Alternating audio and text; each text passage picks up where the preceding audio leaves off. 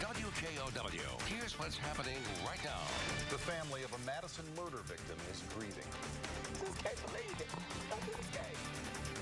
You know, he meant something to us. He might not have meant nothing to those people that did this, but he meant something to us. We hear more from the family tonight, including their message to the killer. This fire was a criminal act.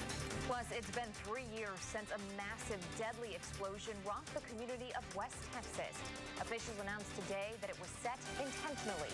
And pressure from his party. What Republicans are telling Speaker Paul Ryan before his much-anticipated meeting tomorrow with Donald Trump. We've got you covered. This is 27 News at 5. We have learned the name of the man who was killed in a shooting last night in Madison. Thanks for joining us tonight. I'm Greg Jeske. And I'm Amber Noggle. Family members say he is 38-year-old Darius Haynes. Haynes was shot and killed at this gas station on Verona Road in Madison just before 6:30 last night.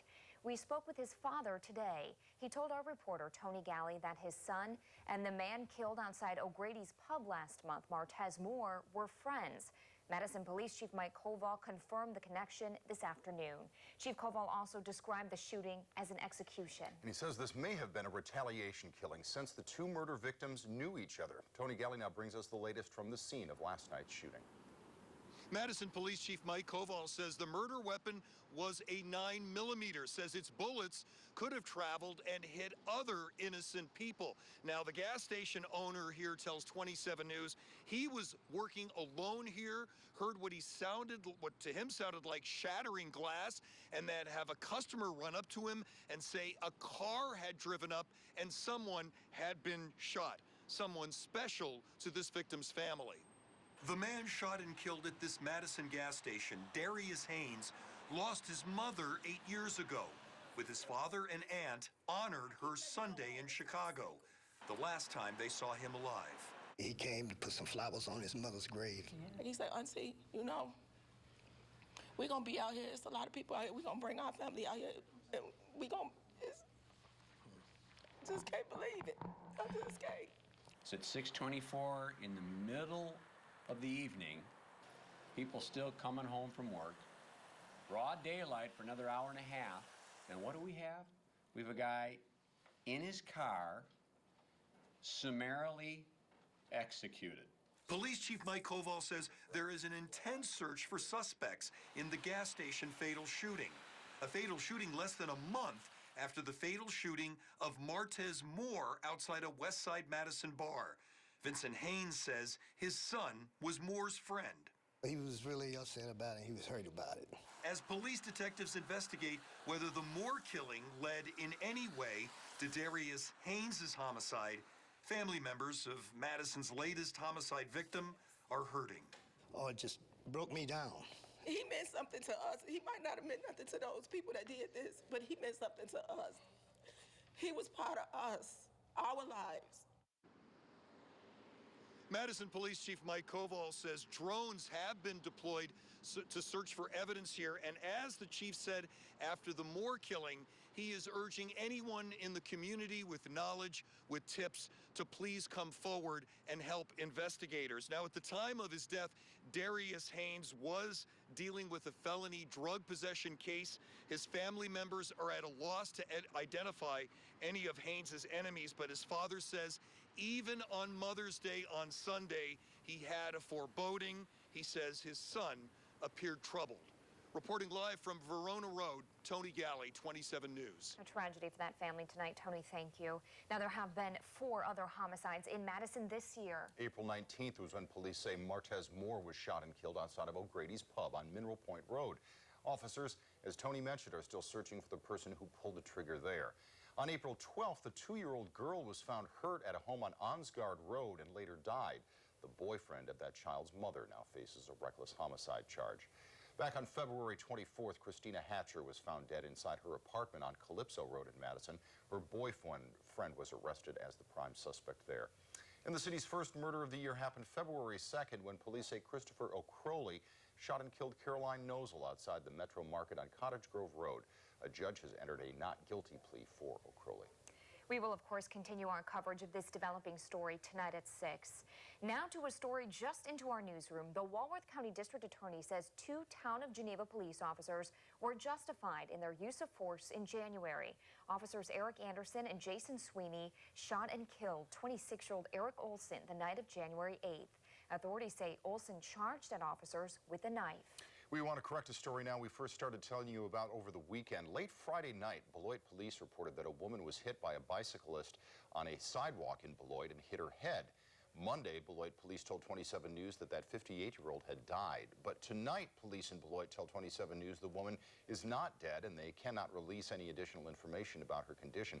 WKOW regrets the confusion in the reporting of this story and will provide more updates as they become available.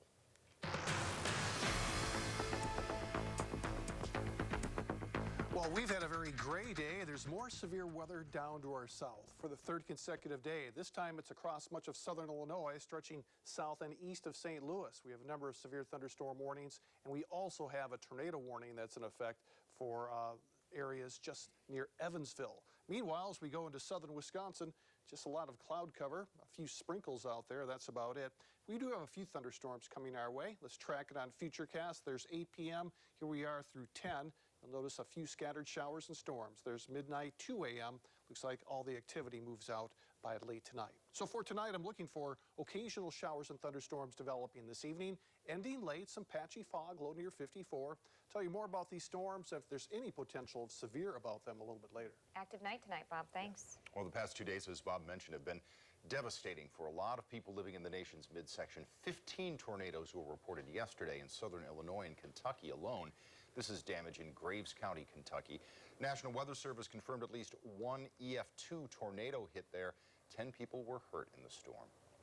Today, investigators ruled that a fire caused by an explosion at a fertilizer plant in Texas was intentional. This massive explosion killed 15 people in 2013. Federal and state investigators say they've ruled out any reasonable accidental or natural causes. And they also released today that the fire started in the feed seed building. Ammonium nitrate ignited, causing the massive explosion that also hurt hundreds of people and left the small town of West Texas in ruins. It has been a driving factor into why we have gone to the lengths and the details that we have. These individuals were people serving their community in a volunteer capacity. They are true community servants. They lost their life serving their community, and they deserve the best that we can give them.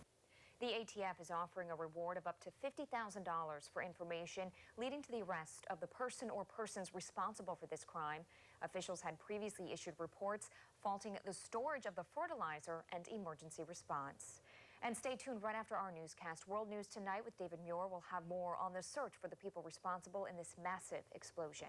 A short time ago, a vote of no confidence was passed by faculty members at the University of Wisconsin-Green Bay. The Senate met for a special meeting there this afternoon. UW Green Bay, now the 5th Wisconsin University System school to vote no confidence at the UW Board of Regents and System President Ray Cross. Joining Milwaukee are UW's Madison, River Falls, and La Crosse. A statement from the university read in part, UW Green Bay Faculty Senate calls on System President Ray Cross and the Board of Regents to recommit themselves to the Wisconsin idea by carrying out their responsibilities and working with us to strengthen the quality of our state universities. Rank-and-file House Republicans are urging Speaker Paul Ryan to announce his support for Donald Trump sooner than later. Capitol Bureau Chief Greg Newman has the very latest on that in tonight's Your Voice, Your Vote coverage.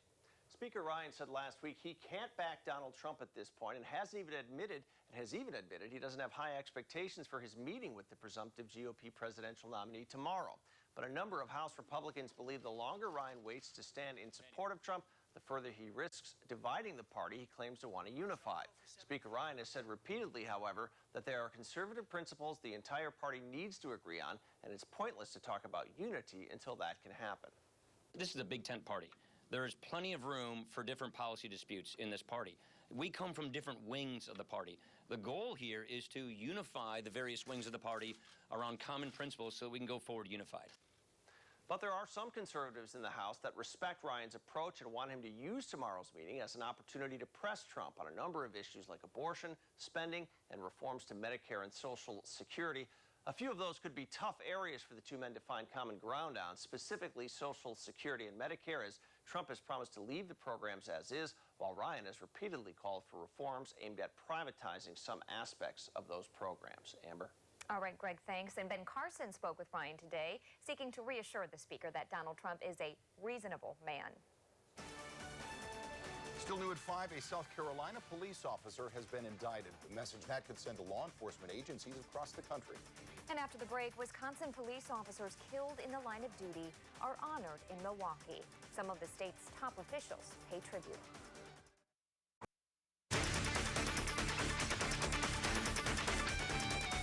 Right now, investigators in Massachusetts are still trying to figure out why a man went on a deadly stabbing rampage. Police say he killed 2 people. The crime scenes include a busy shopping mall. As Marcy Gonzalez reports, the suspect, Arthur DeRosa, was shot and killed by police. And all of a sudden, people are hollering, "There's a killer, there's a killer." An accused killer on a stabbing spree, sending shoppers in this Massachusetts mall running for their lives. As he was coming, he was slashing people, and people were throwing chairs at him and stuff. The rampage started just after 7 Tuesday night. The alleged suspect, Arthur DeRosa, reportedly getting into a car accident, then running off, forcing his way into this house, killing an 80-year-old woman and severely wounding her daughter. The person came from the house with a knife in his hand. Police say the suspect then stole the victim's car and drove it through the entrance of this Macy's in the Taunton Silver City Galleria, continuing his attack. There still is a victim, female, Macy's second level in a changing room that is a stab victim to the head. Making his way into this Bertucci's restaurant where police say he repeatedly stabbed and severely injured a waitress before killing teacher George Heath, pictured here on Facebook, who heroically jumped in to help. My husband grabbed him. I think he grabbed him around the waist, and the guy pulled his hand back and stabbed him in the temple. The deadly spree finally ending, police say, when off-duty Sheriff's Deputy Jimmy Creed, who happened to be there having dinner, shot and killed DeRosa. He reacted in a professional but heroic manner. He prevented further carnage from occurring by his actions. Investigators still looking for a motive say they don't believe there's any link to terrorism. The Boston Herald reports DeRosa's family claims he was suicidal and was hospitalized for depression just a day earlier. Marcy Gonzalez, ABC News, New York. A Dane County law enforcement officer who died in the line of duty was honored in Milwaukee today. Governor Walker, Attorney General Brad Schimel, and other dignitaries paid tribute to 5 officers killed on the job, including K-9 officer Ryan Copeland of the McFarland Police Department. He died in a car crash while on duty last November. Walker says the day is also about those who continue to serve. For those men and women in law enforcement who are doing their job day in and day out, who are doing the job they're trained to do and doing it well, we need to thank them for their sacrifice and continue to support them in as many ways as possible. A state memorial for fallen officers will be held at the Capitol next Friday. Doppler radar's quiet now, but that's going to change later on this evening. Your 27 storm track forecast is coming up. You're watching WKOW 27 News at 5 with Greg Jeske, Amber Noggle, and Chief Meteorologist Bob Lindmeyer. We've got you covered. Tonight, a former South Carolina police officer is facing federal civil rights charges. 34-year-old Michael Slager, a white North Charleston officer, is already charged with murdering Walter Scott, a 50-year-old black man, in a 2015 traffic stop. Slager's attorney says the Justice Department thinks it's a case it can win and sends a message to police departments nationwide. This is historic. What happened today is that the federal government said it stops now. Police brutality stops now. Because there's consequences. Authorities say Scott was unarmed and running away when he was shot. A judge ruled today Slager will not have to pay additional bond in the federal case, so he remains out of jail tonight. In tonight's Your Voice, Your Vote coverage, Hillary Clinton remains focused on the general election. And that's despite losing another primary to Bernie Sanders last night. Sanders won the West Virginia Democratic primary by double digits, but Clinton is keeping her eye on the likely Republican presidential nominee, Donald Trump. She says she will not respond to Trump's personal attacks. And say whatever he wants to say about me personally. I will stand up and fight for and speak out for every American that he attacks and he insults. As for Sanders, he's now won 2 straight primaries and says he'll continue to campaign through the Democratic convention. ABC estimates the Vermont senator would have to win 98% of the remaining delegates to win the nomination. We told you a few months back that the city of Marshfield was looking for a new location for City Hall. City Council there passed a vote last night to buy a downtown bank building and convert it into the government headquarters. Marshfield City Administrator Steve Barg says the current City Hall is too big.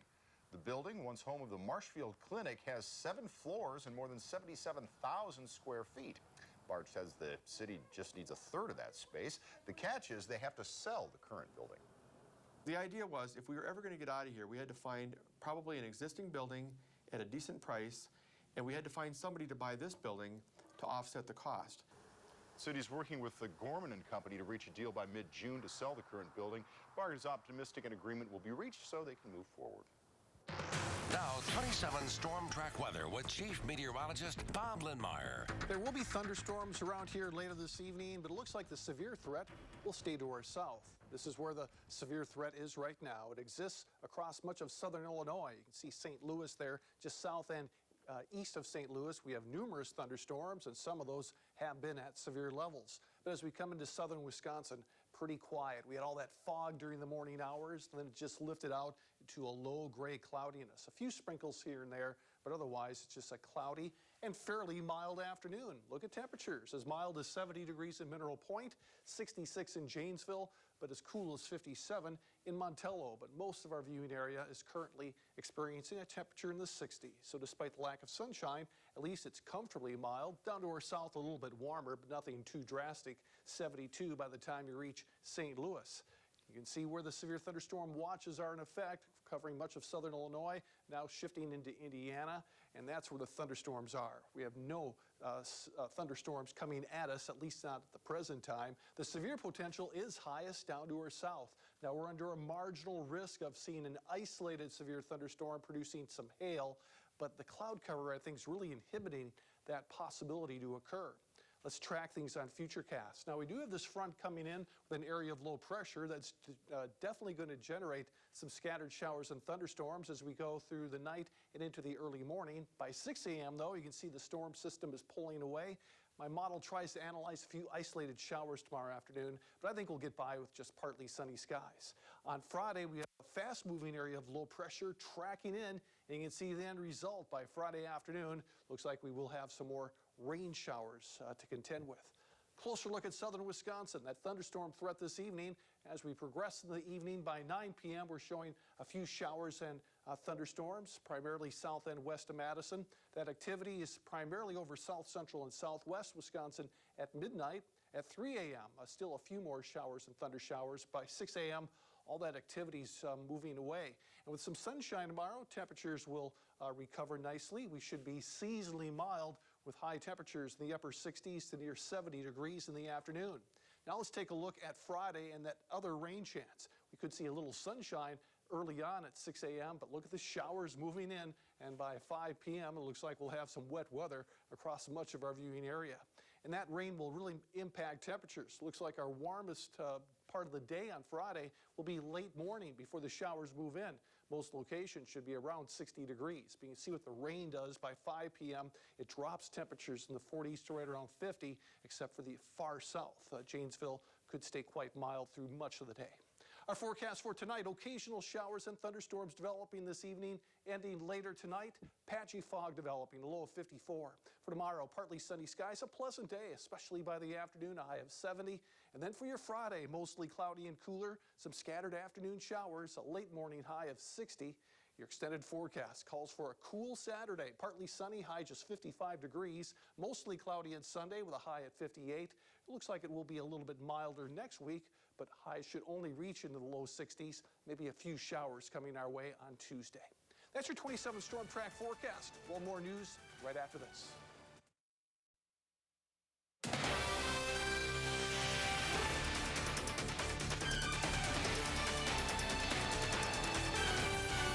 Fantasy football websites are on the hot seat on Capitol Hill today. But none of the big players in this debate were there. A House subcommittee held a hearing to talk about whether the sites fall under federal and state gambling laws. But representatives from FanDuel and DraftKings weren't there. The NFL, NBA, NHL, and MLB also skipped the hearing. Today, the U.S. Senate gave approval for female World War II pilots who were known as WASPs to continue having their ashes placed at Arlington National Cemetery. The Women Air Force Service pilots, as they were known, flew non-combat missions to free up male pilots for combat in World War II. And during the war, the women were considered civilians. Since 1977, though, federal law has granted them status as veterans. Last year, though, the Army ruled that the WASPs never should have been allowed in and revoked their eligibility. That bill to reverse the decision by the Army now heads on to the House for final consideration. Water, you know, makes up about 60% of our bodies, but a new study shows 75% of kids don't get enough of it. A study done by SodaStream USA says 4% of children do not drink any water at all. It says a lot of kids substitute water for other sugary drinks, or rather the other way around. Sugary drinks are substituted for water. They don't hydrate as well. Health experts say parents set a good example, and that can help eliminate the problem. The new taller Ferris wheel at Chicago's Navy Pier will be named the Centennial Wheel. It's part of the celebration to mark the pier's 100th anniversary. There will be a public debut of how the construction project is going on May 27th. The new 196-foot Ferris wheel will be 49 feet taller and fit up to 180 more passengers per ride than the old one. And coming up, a big discovery for NASA. The space agency says it found more than 1,200 new planets.